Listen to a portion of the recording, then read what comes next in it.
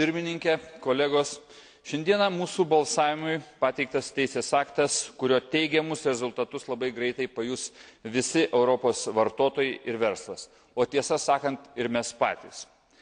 Apytikrė metinė ES tarptautinio tarptinklinio ryšio rinkos vertė yra maždaug 8,5 milijardo eurų.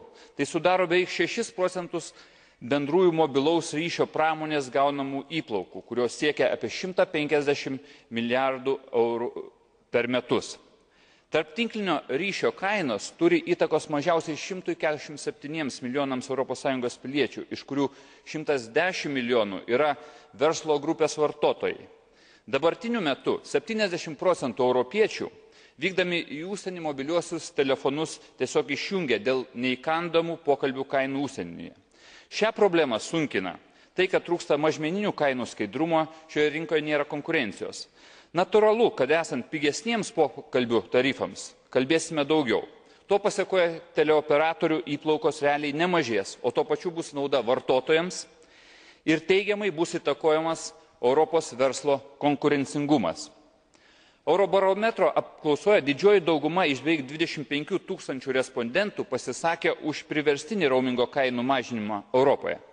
Tačiau aš dar kartą noriu pabrėžti ne tik savo, bet ir daugelio kolegų nuomonę, kad bet koks kišimasis į rinką nėra sveikintinas dalykas. Ir šis reglamentas tai tik priverstinė laikina priemonė rinkos sureguliavimui. 3 metai, manau, maksimalus terminas ne tik kainų sumažinimui, bet kas svarbiausia, tai terminas uždarų nacionalinių rinkų perėjimui prie vieningos europinės rinkos šiame sektoriuje. Tai yra galutinis šio reglamento tikslas.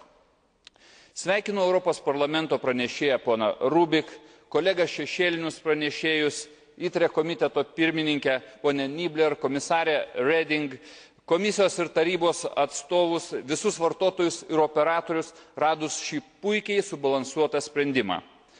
Roamingo reglamento svarstymas vyko nelengvai, buvo nuodugniai išnagrinėtas kiekvienas sakinys, diskutuota dėl kiekvieno tarifo ir jo taikymo sąlygų. Čia parlamentas parodė neįtikėtiną racionalumą ir susitelkimą. Tikiuosi vieningo, teigiamo parlamento balsavimo šiandieną, teigiamo tarybos atsako birželio 7 dieną, netidėliotino dokumento, o ne kaip buvo pasakyta birželio 29 dieną paskelbimo oficialiame žurnale, bei galutinio įsigaliojimo vartotojams dar šių vasaros atostogų metu. Ačiū.